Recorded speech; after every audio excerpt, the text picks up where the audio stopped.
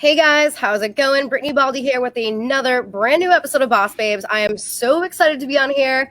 As always, we have another special guest joining us today. She is actually a badass female race car driver, so you definitely want to stay tuned. But before we jump into that amazing interview, we have a special word from one of our great sponsors, Bet Online. The wait is finally over. Football is back. You may not be able to attend games this year, but you could still be in on all the action on Bet Online.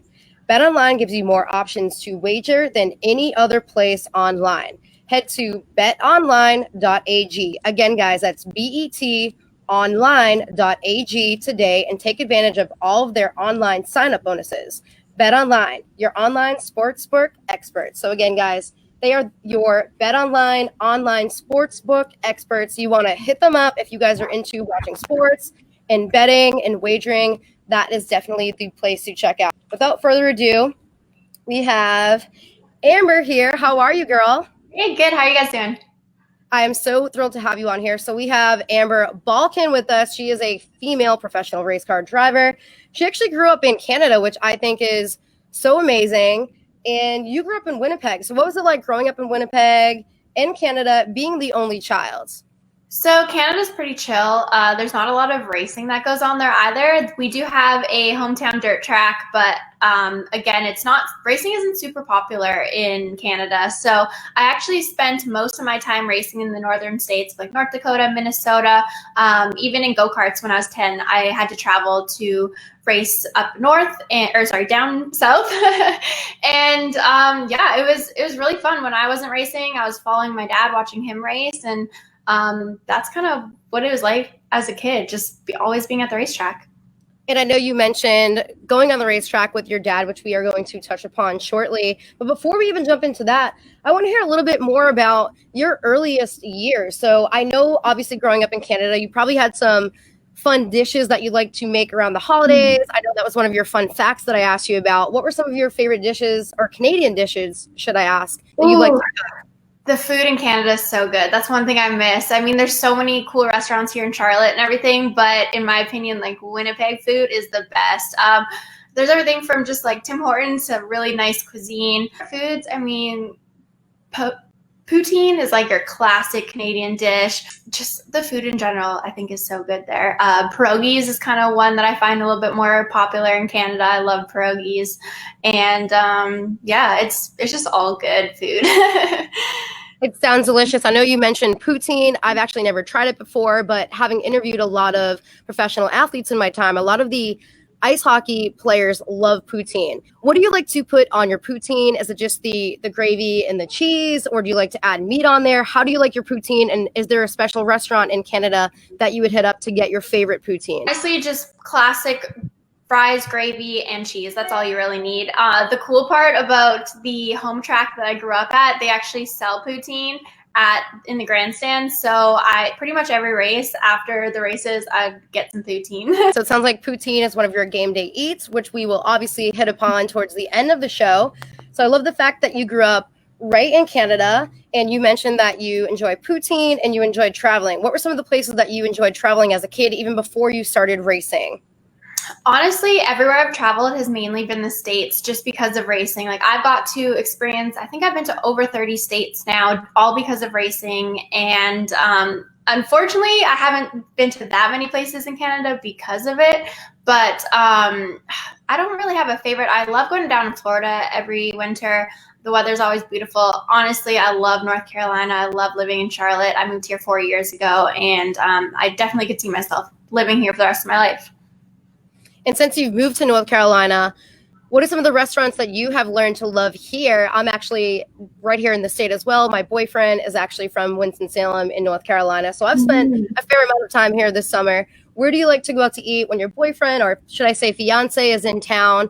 And what new dishes have you learned to cook since you have been down south? So as far as going into Charlotte to restaurants, we're always trying new restaurants. We don't really have a favorite yet. I live closer to the Birkdale area, so that's kind of my go-to. Go around in Birkdale, do a little shopping around, and go to a good restaurant after. Other than that, yeah, I don't really have a favorite yet. I just keep trying new spots. I feel like every week there's a new spot in Charlotte, so. I agree with you. I love a lot of the restaurants here. I'm actually from the north, not from Canada, but sort of close. I grew up in the Boston area, and up there it's all about like the hearty food, like the chowders and the sauce, because I grew up Italian, and Yeah. and eating like the clam chowder and the seafood and whatnot. So I'm totally with you down here trying out the new foods and the new restaurants. So with you, girl. Also And breweries. There's like millions of breweries here. It's crazy. Like every time there's a new brewery popping up. So my fiance, he prefers my cooking. I always want to go out to eat, and he's always like, no, I just want you to cook. You cook better. So usually when we go out, it's mainly to go to a brewery or something, check out more spots for sure. what are some good breweries that people can check out if they are in North Carolina? Where do you guys suggest that people head to, including myself, because I actually haven't done that much exploring yet due to the COVID situation? Yeah, there's honestly so many. It's hard to say just one.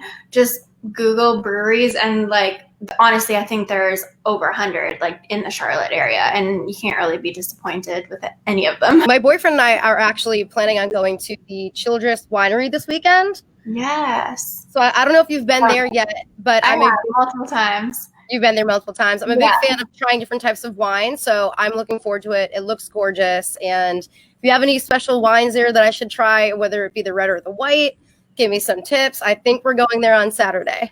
I'm more of a red girl, but I think when you go to winery, you have to try it all for sure.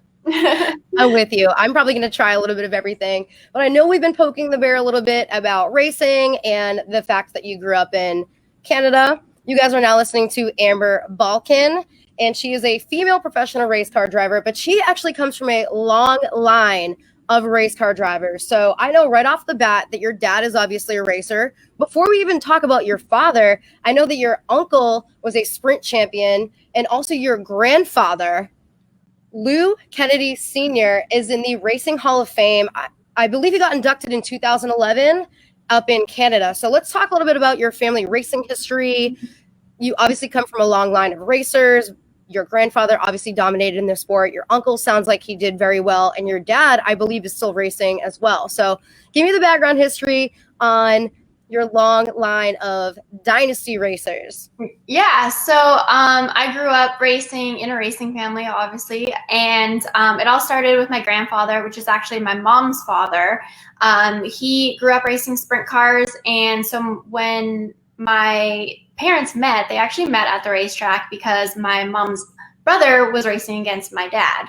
And so they met at the track, had me. I fell in love with it right away, and ever since then, like I knew I wanted to race. Even when I was, there's a picture of me as a baby in a sprint car, and I always knew I wanted to race. And my cousins all raced as well. So when I was younger, I told my parents, like, I want to race, get me in a go-kart, let's go. And my dad really was hesitant at first. Like, he did not want me to race. It's also a very expensive sport to be in. So he said, if you want to do this, Amber, you got to do it on your own. You need to prove that you really want this. So at 10 years old, I was getting my own sponsors and working on the car. And it's been like that basically for the last 18 years. Talk a little bit more about your grandfather and your uncle. So I understand that your grandfather is in the Hall of Fame.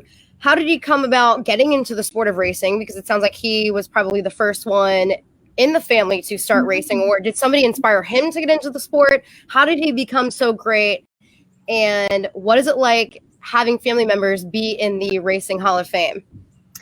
So my grandpa actually grew up more around horse racing. I'm not exactly sure how that transition went from horses to horsepower, but he did great, obviously. And my dad now is also in the Hall of Fame. He still races to this day. He just won his 54th championship, which is crazy. So I've had a long line of championship winning racers to live up to. So when I first got into racing, I definitely felt, a little bit of that pressure to live up to the name. But now, after being in the sport for 18 years, I really feel like I've made a name of my own. All of my family were dirt track racers, and I was one of the few that went out of dirt track racing and tried the NASCAR route. So that was really challenging. The NASCAR industry and the dirt track industry is very different. There's tons I had to learn moving from Canada out here in North Carolina, figuring out which teams are the best, what series of racing I need to go through, how I can develop my skills as a driver and make the right decisions for my future. So that was really exciting. I think my dad enjoyed kind of watching that journey. Back to dirt track racing, which is my number one love and my passion. So I'm having really fun with that, but I would still like to do a few NASCAR races a year as well.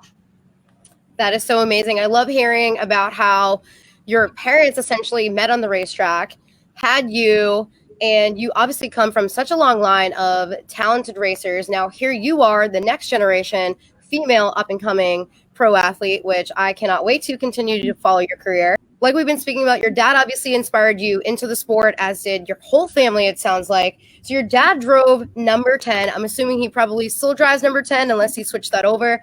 How competitive was your father growing up with him as a kid? Obviously, since he is in the Hall of Fame, he obviously did very well as a child and growing up through his teens.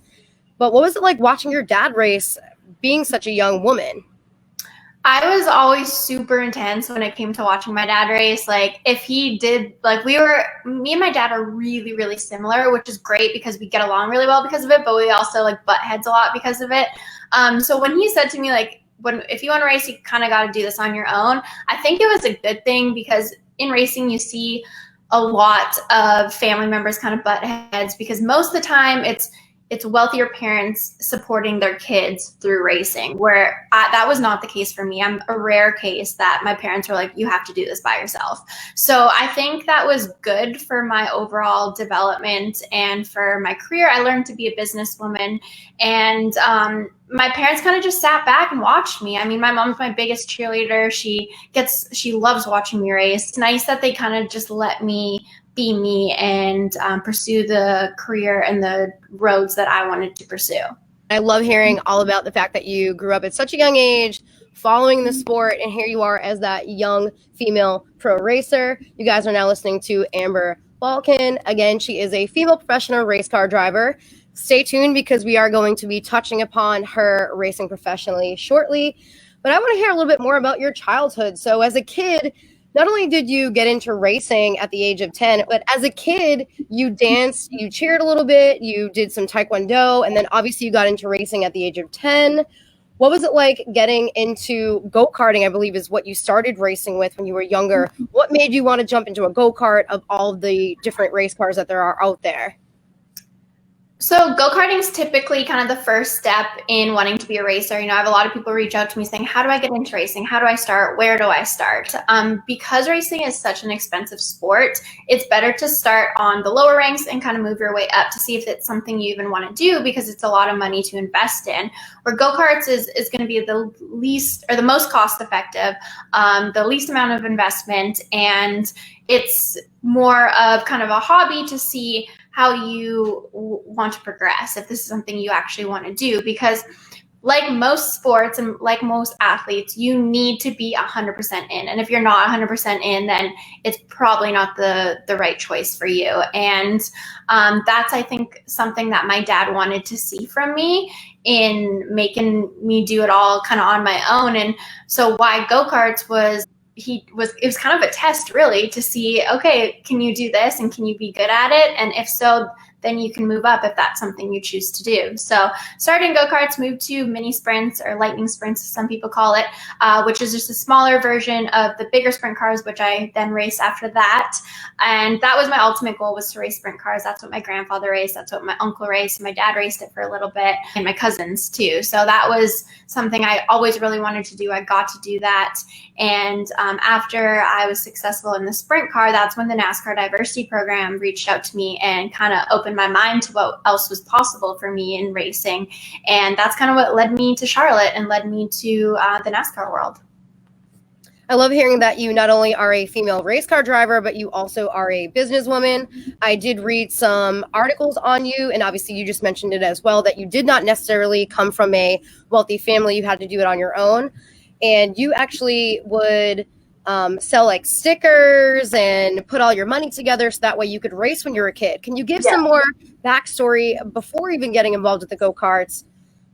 What it was like being a young businesswoman and why you were so diehard into, okay, Dad, I'm going to prove to you that I really want this, that I'm going to move up from go-karts to sprint cars, get with NASCAR. What was it like being that young businesswoman and making your own money essentially to race? Yeah, you know, at first it was tough, and I'd be lying if I said I didn't have a little bit of resentment towards my dad, because, you know, I had my uncle helping my cousin out, and my dad putting all his money towards his racing, and I was kind of like, well, how come you can't help me? And so at the beginning, there was a little bit of resentment there, but as you get older and have different perspective on things and realize like this is the best thing he ever could have done for me, because I've learned so much as a business person, as a race car driver. It's completely built up my character and who I am as a person. So I'm so grateful for him making me go and do the work on my own for this, because it's been 10 times more rewarding. I even remember the first time I pulled out with my sprint car. I was like, this is so cool. Like, knowing that I did this on my own, it was an accomplishment in itself for me personally. And then to win is even better. But yeah, it was tough.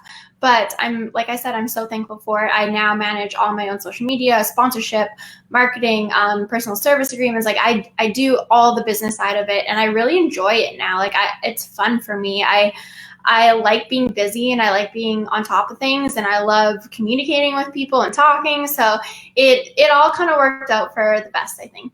I want to talk about your funny story here. So you went from riding go-karts, you moved up to sprint cars, and one of my questions to you a little bit earlier was, can you give me a funny story? And you mentioned that you put on one of your wings because you wanted to show your dad that you could put the wing on your car, but I guess mid-race it ended up falling off, and from here on out your dad puts the wings on your car. So can you tell us your funny story about your wing falling off during your race and how your dad helps you out now with your wings? Yeah, so I mean, being a female in a male-dominated sport, we always have something to prove. We always have to prove that we can be out there, prove that we can win, prove that we can, put our cars together, prove that we can do everything the guys can do. And especially when I was younger, I think I was 16 or 17 at this time. Most of the time, my dad would work on his car and I would work on my car, and we'd be in the shop together. And so one night, he's like, "Harry, you need to put a new wing together, rivet all this, put it on, we race in a couple days." So I riveted it all together, but the rivets were the wrong size. So when I went out for the heat race, all was good. But then in the feature, the main event, the wing the sideboard actually fell down and collapsed. And I can't see the wing obviously in the car. All I could feel was all of a sudden my car was handling really bad. It got really loose and I couldn't get off the corner properly. It felt like the car was going to spin out. And I wasn't sure what was happening, but I'm like, just keep pushing through it. I think the white flag was near. So anyways, finished the race, won the race. And I got out of the car and the announcer's like, "So what did it feel like with the collapsed wing?" And I was like, "Oh, that's what happened. I was wondering." And so I came in and my dad's like, "Yeah, that's the last time you rivet a wing together. Like, I'll do it next time, or I'll show you." So it was kind of funny because it was a crappy situation, but I still won. So I was like, I can't be too mad. I think that is such a cute, funny story. Here you are over here, a female athlete wanting to prove to everybody that you got this, which obviously you did. You still kicked butt. You still won. And although the wing ended up collapsing, you still showed your dad that you wanted to at least try on your own.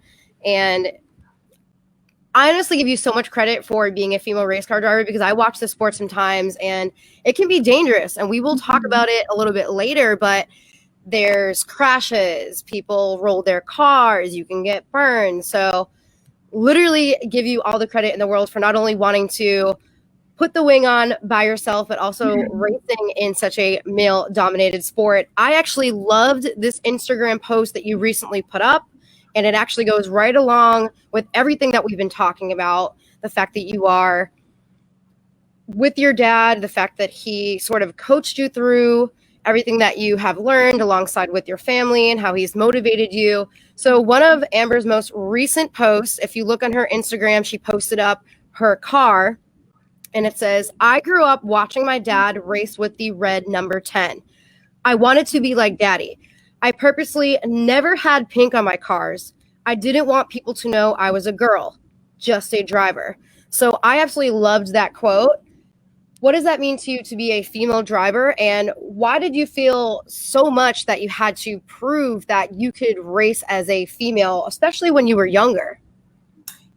Thankfully now there's way more females coming up in this sport, more than when I started. I was usually the only girl at the racetrack and the only girl in my series competing against all men. And at the time I was 16, I'm racing against 30, 40-year-old men. And it was always a challenge. If I would do well, then I was cheating. And it was just kind of time after time, I just felt like I was always kind of fighting against it. And I just wanted to be taken seriously. I wanted to be seen as an equal.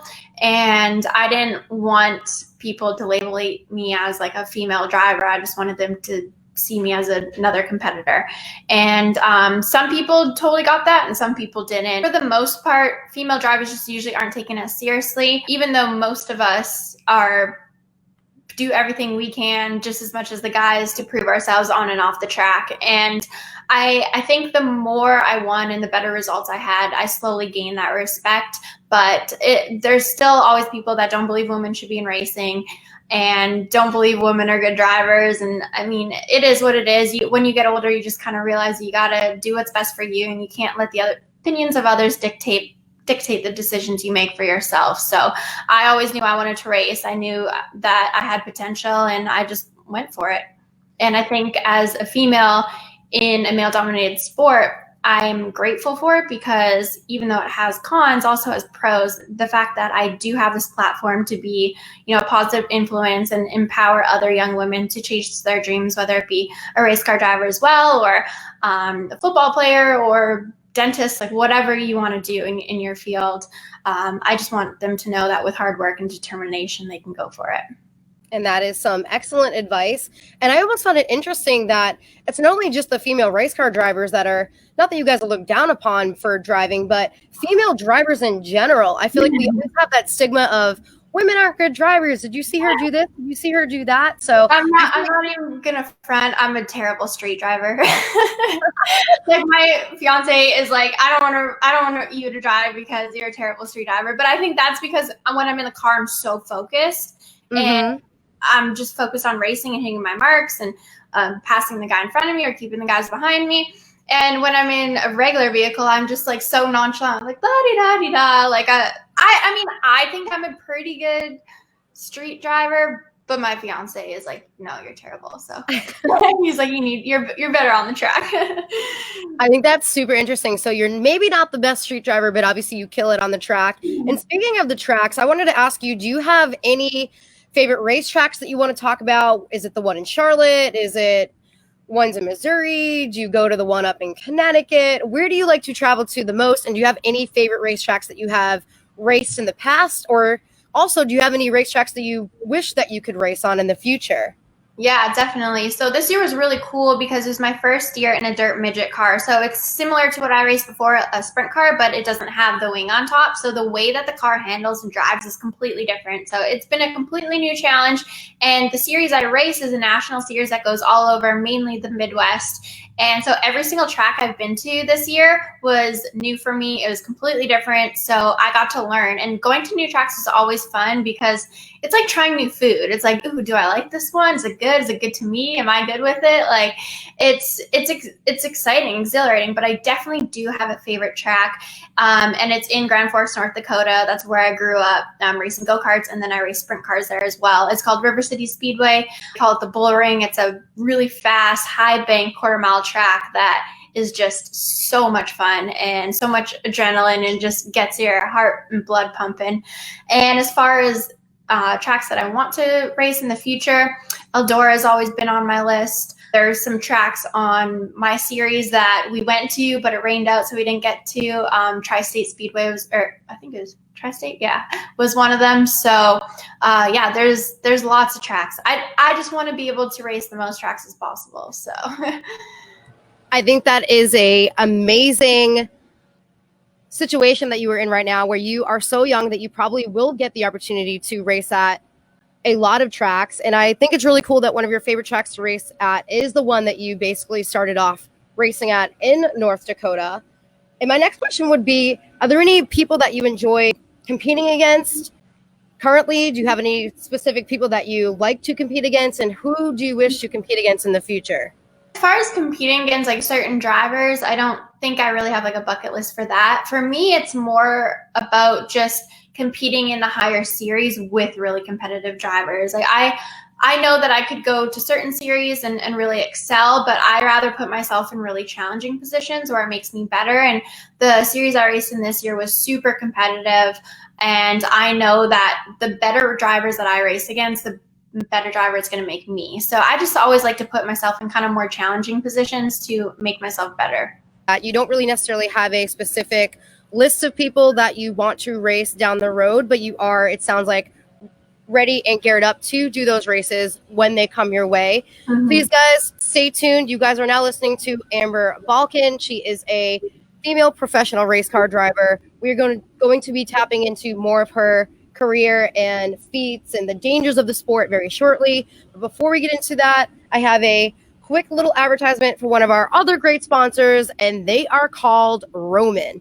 We know sports get you excited, and so does your intimate partner. But at times, you may feel like you have lost your mojo.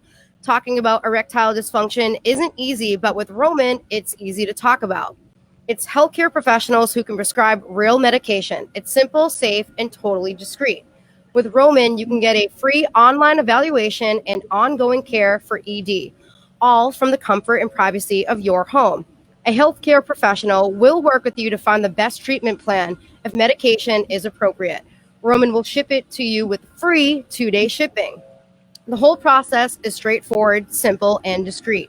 Getting started is simple. Just go to getroman.com/bossbabes. That's BOSBABES and complete an online visit. ED used to be tough to tackle, but now there's Roman. Complete an online visit today to connect with a healthcare professional and take care of it. Go to getroman.com/bossbabes today. If you are approved, you'll get $15 off your very first order of ED treatment. That's getroman.com/bossbabes. Again, guys, that's BOSBABES.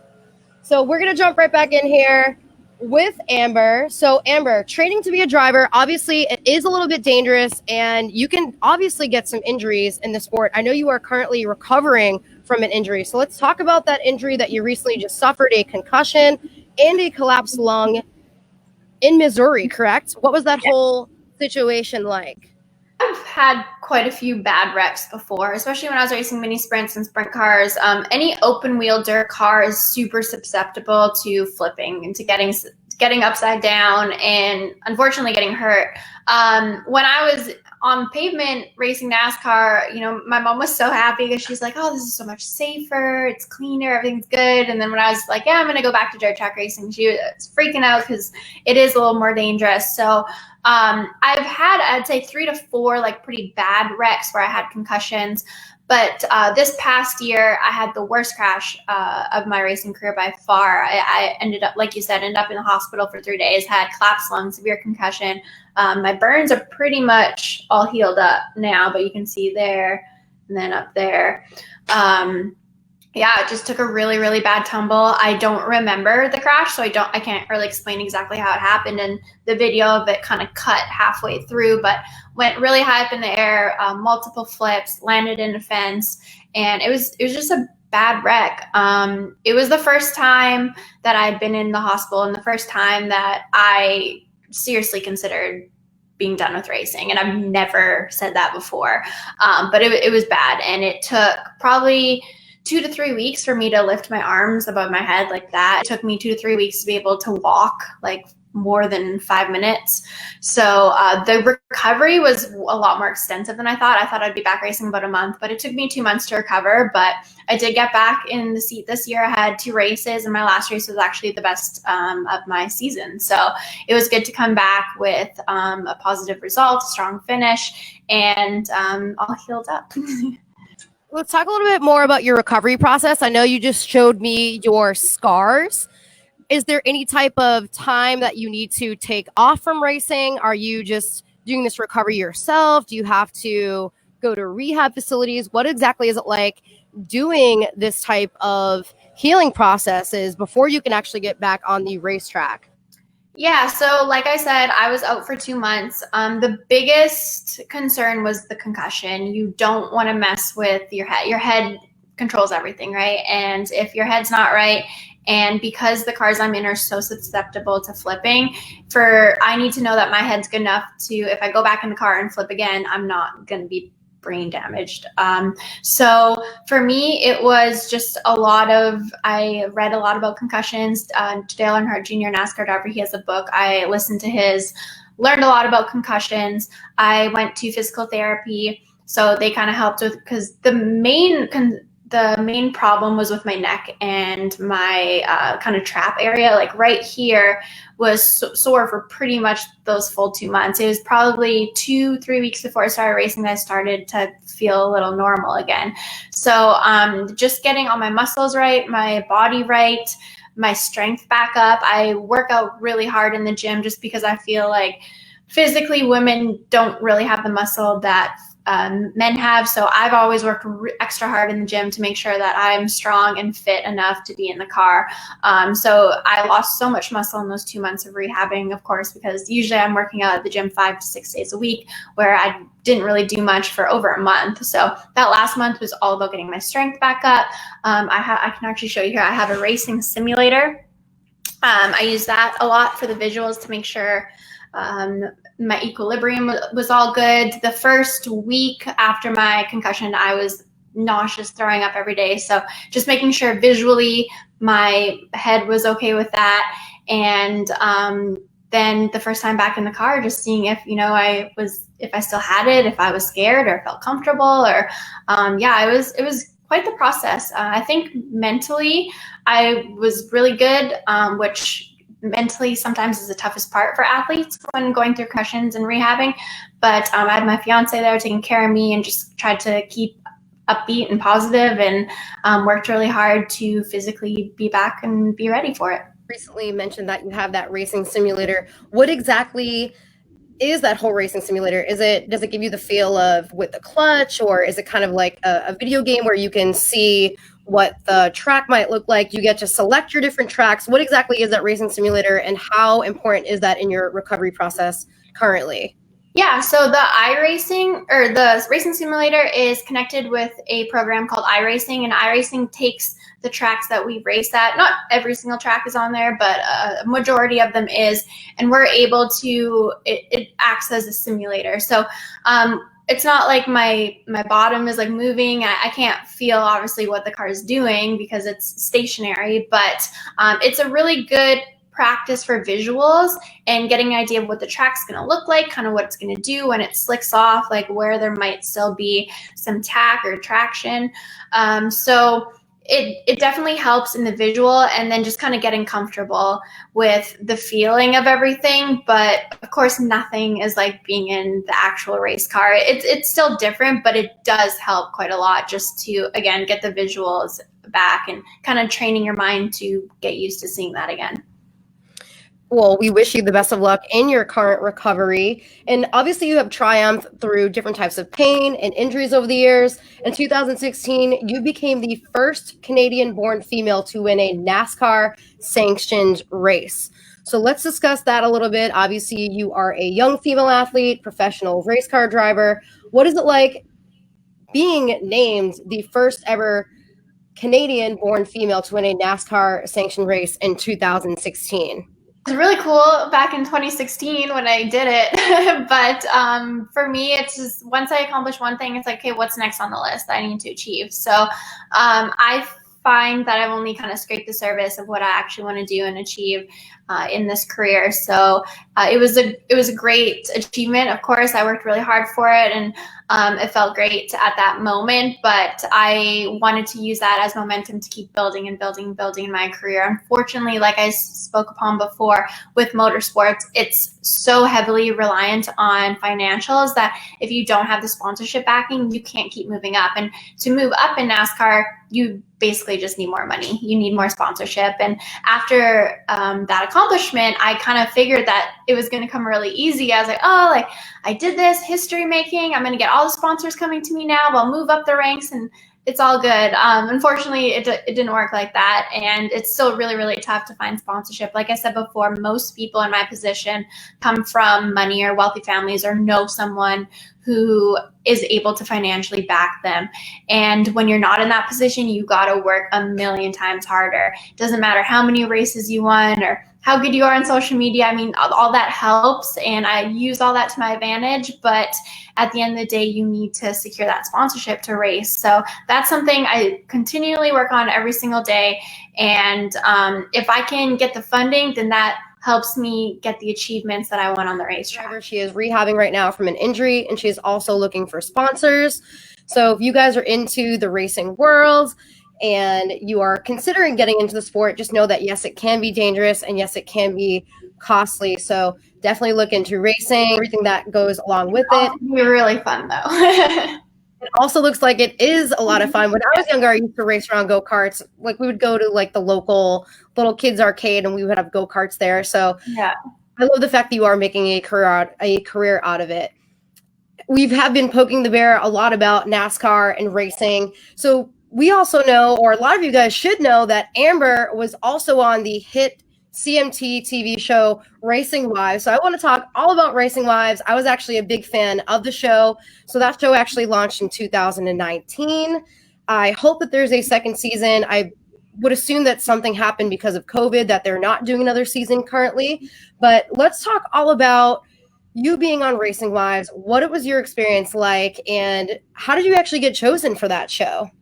Yeah, being on Racing Wives was a complete whirlwind. Something that, reality show is very different. It's a very different thing to do. But how I got started was Samantha Bush, who is Kyle Busch's wife.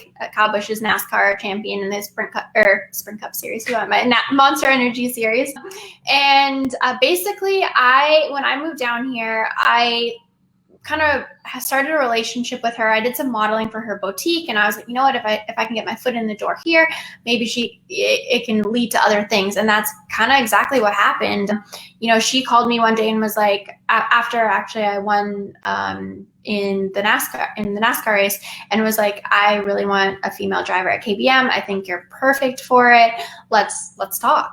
And so that's how it started. And then in that, the TV show came about as well. And at the time, there were other NASCAR wives who actually weren't able to do it. And so the couple dropped out, and there ended up being a spot. And so she took me to the producers and was like, hey, this is Amber. She's not a NASCAR wife, but she's trying to get into NASCAR. She's an aspiring race car driver. What do you think of her? And luckily they liked me and had me a part of the show. So in the show, you see me trying to get sponsorship to race for Kyle Busch Motorsports, and the relationship between me and Samantha.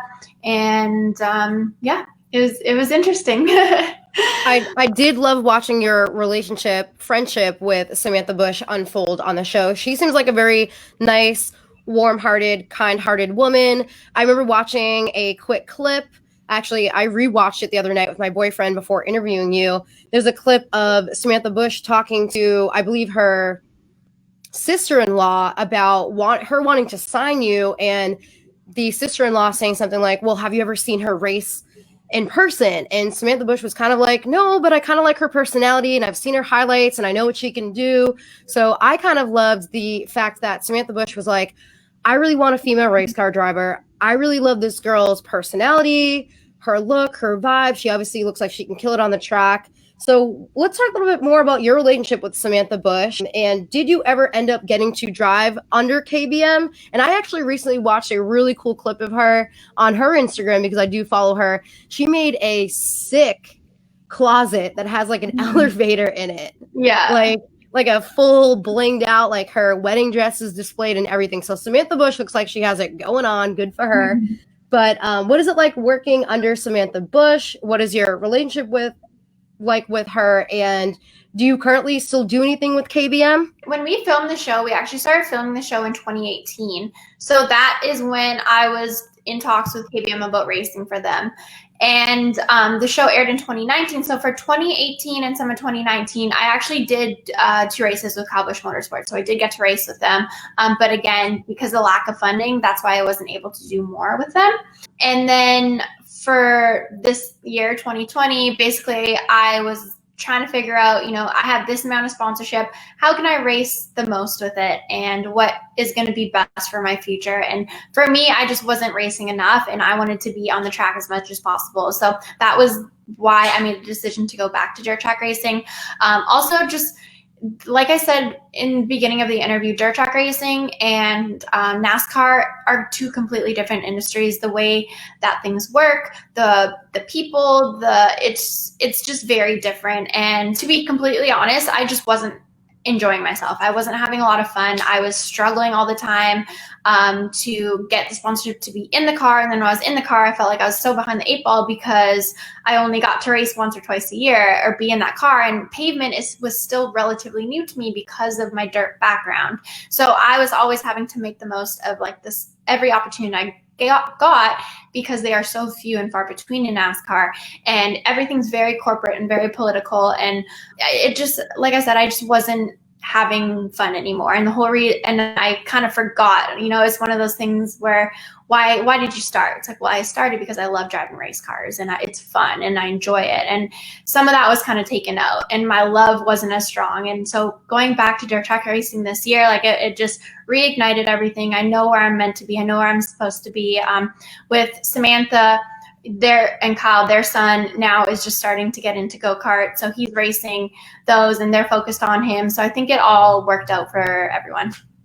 I still think that is really cool that you got the opportunity to sort of be mentored under the Bush family for a little bit, and you'll probably still maintain that friendship / relationship both with Kyle and obviously probably Samantha. Absolutely. I'm so grateful for Samantha. She introduced me to Kyle. Kyle was at the track with me for one of my practice days coaching me. And that day was one of the coolest days of my life. Like not many people can say they were coached by a championship winning driver. Like there was so many opportunities that Samantha helped open the doors for. And for that, I'm super grateful. But at the end of the day, it was just, the paths led different ways.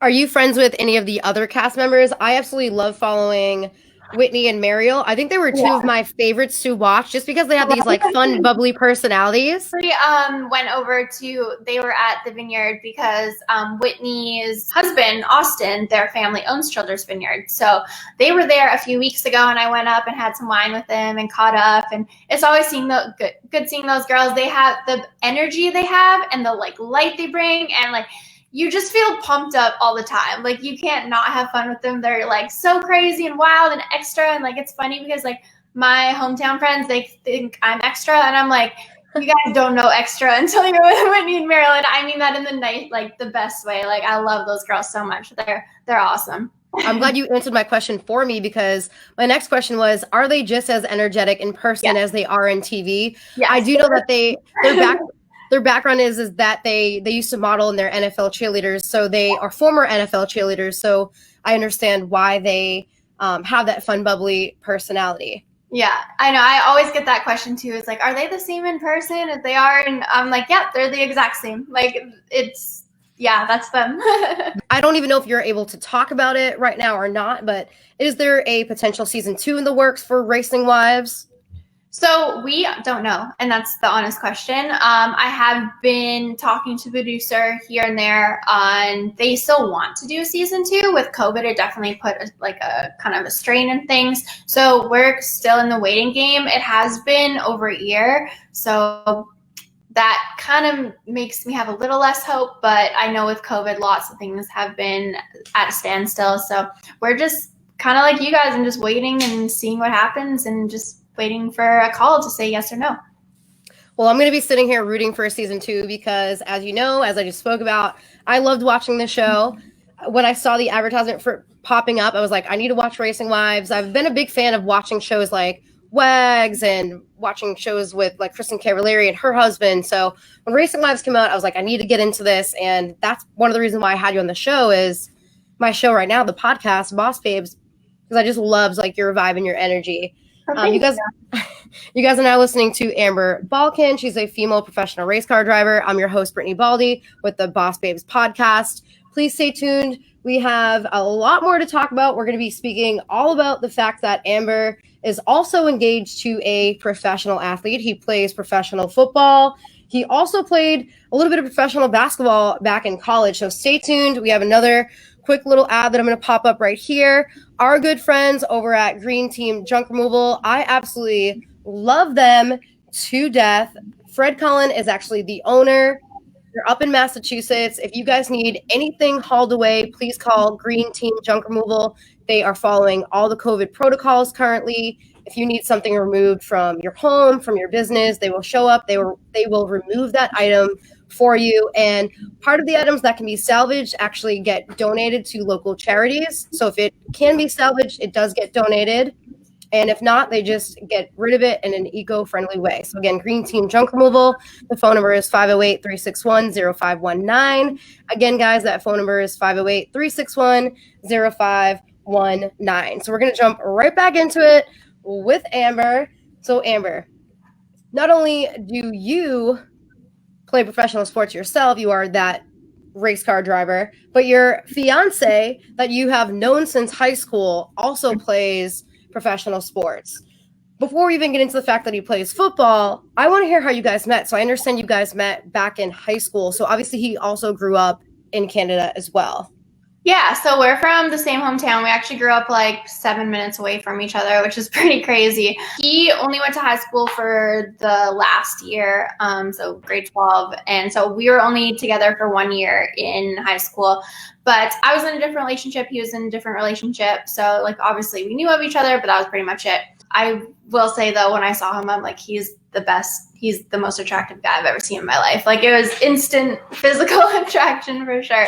After high school, he went off to college at Brandon University, so it's a couple hours away from Winnipeg. I went to college in Winnipeg, so weren't near each other then. And then after we both graduated college, he went to Europe to play basketball. He actually went to university to play basketball and was trying to get to the NBA, then switched to football afterwards. But he went to Europe to play basketball. I moved to North Carolina to race NASCAR. And so we were not really ever together, but every time I'd go back to Winnipeg, our hometown, he would end up being there. We would run into each other. We always had mutual friends because we went to the same high school and stuff. So we kind of just kept running into each other and started talking. And at that time, that was actually the year after I won the first NASCAR race. And I had trouble finding sponsorship. So I was kind of at a lower point in my career and struggling.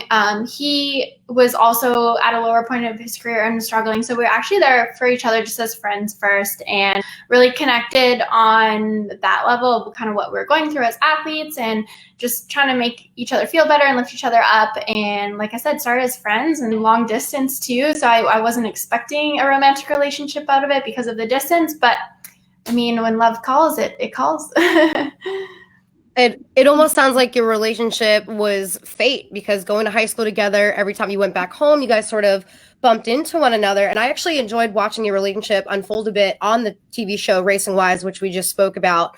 We didn't even mention his name, but he is engaged to Jordan Reaves. Again, he is in the CFL currently, which is so amazing. We will touch upon the football season in a little bit. So again, Amber is actually engaged to Jordan Reaves, and I loved watching your relationship unfold on Racing Wives. There were times where you were kind of down waiting to hear from racing or waiting to hear from Samantha Bush, and then all of a sudden Jordan would just like show up, surprise you out of nowhere, pick you up, give you a big hug and a kiss, and I just loved following that love story. What was the long distance relationship like? I'm currently in a long distance relationship right now, so I sort of understand what you're going through. How tough was it, especially at the start of your relationship? Both of you guys are in the professional sports, you're both traveling, and obviously you both care about each other. What is it like being in a long distance relationship?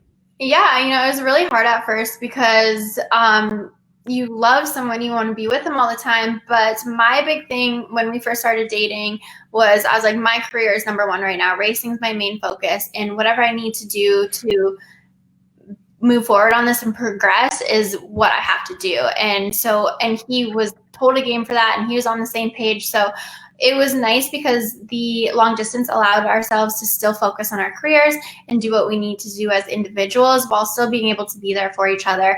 And the distance does suck. Like it sucks not getting to see and hang out with and being able to physically touch the person that you want to be with. But everything worked out the way it was supposed to. And just a lot of FaceTime really was what it came down to. But the moment he moved down here, everything was even better for sure. I agree with you that FaceTiming is definitely the move when you are in that long distance relationship. That is basically how my boyfriend and I started out as well, with him being in North Carolina and me being up in Boston. What is it like being able to watch Jordan play professional football? Do you ever get downtime to fly up to go watch him play, or do you just watch his games online? I think I did see a quick little cute clip of you guys on social media where you guys almost have your own little handshake, which I thought was super cute. So who came up with that handshake? And it looks like you guys have such a special bond. What is it like watching him play professional football?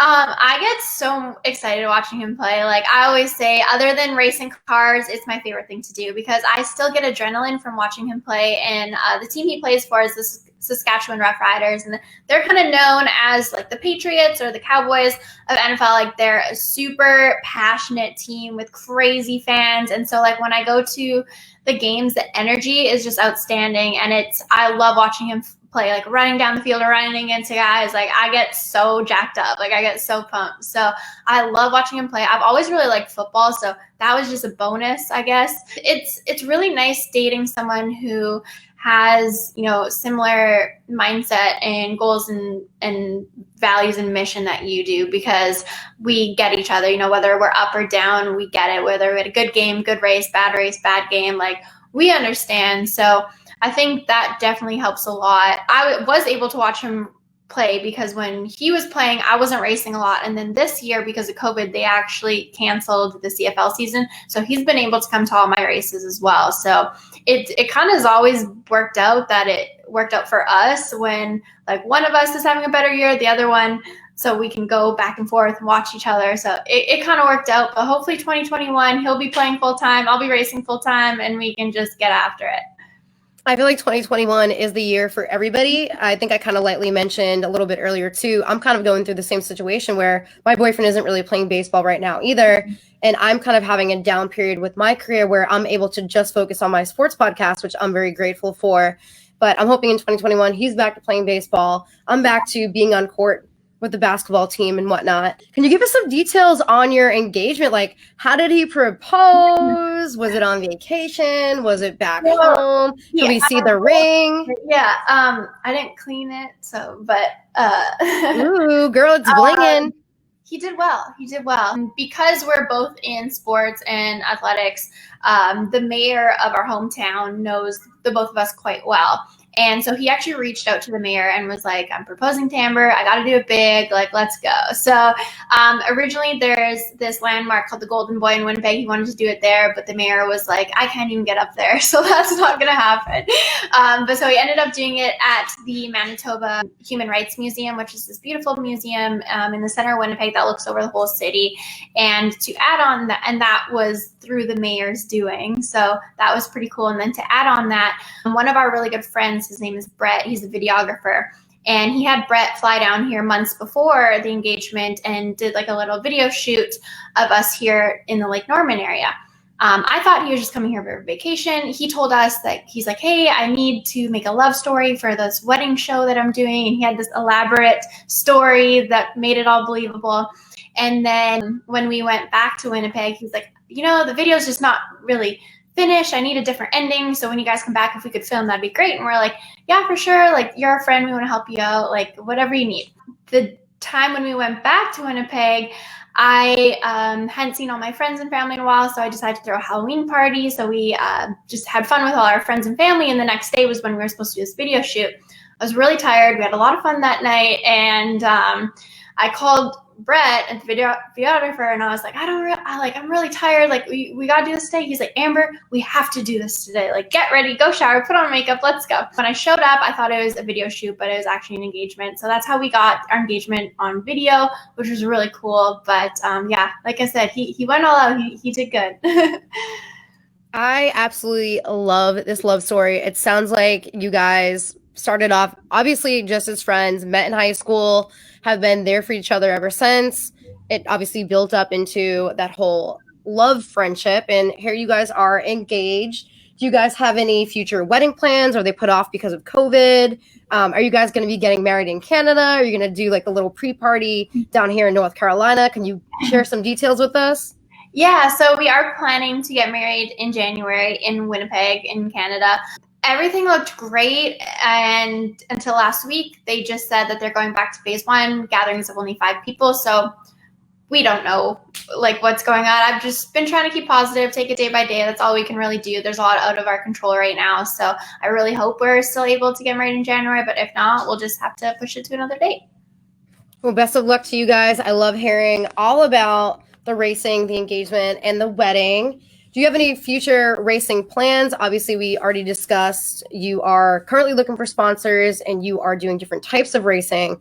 Do you have any races set up for the future currently, or are you kind of just still on hold because you are rehabbing? What does the future of racing look for you currently? Yeah, so our season's actually finished up. I just did my last 2 races the last 2 weekends. So my season's done for this year. So now I'm working on getting sponsors for next year. I plan to still race in the same series. It's called the Power Eye Series. It's a national dirt track racing series in a car called the Dirt Midget. So like I said before, it's the sprint car, but without the wing on top. So they're really fun, really challenging, different, really fun to watch. We're basically just drifting around the whole time. Super exciting to watch as a race fan. So yeah, I've just been trying to get sponsors for that to put a full season together for next year. And that's about it right now. Just kind of putting everything together for 2021. Sounds good. Sounds like you have a good plan in action. And with everybody having so much downtime, hopefully it's easier for you to get some sponsors. And before we wrap up the show, the Boss Babes love to talk about charity and giving back, how our professional athletes give back to their local communities. I know that you are a big mentor and you love to coach young racers, more in particular, young female racers. So what is that like being a motivator for young female racers, and what exactly do you do when it comes to that coaching of the female racers? So in racing, there's not a lot of guidance, especially when transitioning to different teams. It's such a unique sport. There's a lot of questions of how do I get started? What teams do I go to? Where do I race? There's so many different types of racing, types of series, dirt, pavement, sprint cars, full body car, like stock car, open wheel. There's so much, and there's so much to learn. I want to be that person that, not only females, any young driver can go to and hit up my DM and say, hey, Amber, how do I do this? Or what do I do this? Or what does this take? Or I just want to be that person that people can come to and ask questions and I can help. That for me, like I said before, there was so much I had to learn on my own that if I had someone that I could go to and ask all these questions for all the time, and they were willing to answer, that's another thing too, is especially in the NASCAR industry, people hold everything so close to them, not a lot of opportunities, that sometimes it's hard to get that information. So I currently mentor a few girls coming up in the dirt track racing ranks, and basically whether it's actually being at the track and mentoring them on driving or looking over their sponsorship proposals and marketing decks, figuring out how they could make it a little better. I'm open to all of that. And then as far as charities, I work with the Children's Hospital in our hometown of Winnipeg, the Ronald McDonald House. And then here in Charlotte, I work with an organization called TAVIA, and they are a feminine product subscription service that every time you subscribe, you provide 1 year's worth of feminine products for girls in needs, because the major issue right now is girls are dropping out of school in underdeveloped countries because they don't have access to feminine products. So they're using dirty rags, leaves, garbage, putting it up there to stop the flow and being embarrassed in school. And so they don't go to school. And if you can't get an education, then it's hard to, make a life for yourself. So they give the feminine products to those girls, and it's super easy as a consumer. All you do is just like shopping on Amazon. You put your subscription in for whatever type of tampons or pads or whatever you want, and it's delivered to your door, same price, same brands, but you're helping girls in need. So you guys just heard Amber talking about a company that she works with. They're called TAVIA, and if you purchase items from them, they actually send items to girls in need, feminine products in particular. So please be on the lookout for TAVIA. Also, Amber gives back in multiple ways by helping out young race car drivers, in particular female race car drivers. And I love that you also help out with the Ronald McDonald House and local children's hospitals. Do you have anything in the future coming up as far as hospital visits or any types of charity that you are currently working on? I know that it is difficult with COVID. It's even difficult for myself. Mm-hmm. All you can really do is kind of just send products to people now. You can't really show up at the hospitals and Be friendly like you used to. Yeah, Do you have that's exactly it. I haven't been able to, like, I used to do speaking engagements. I haven't done any of those in the last year just because of COVID, that, you know, a lot has changed with that. I'm honestly so lucky that I was even able to race this year. So, because so many sports, like, I mean, for example, my fiance wasn't able to play football this year. They canceled their season completely. So for me to even be able to get to race, I was grateful for that.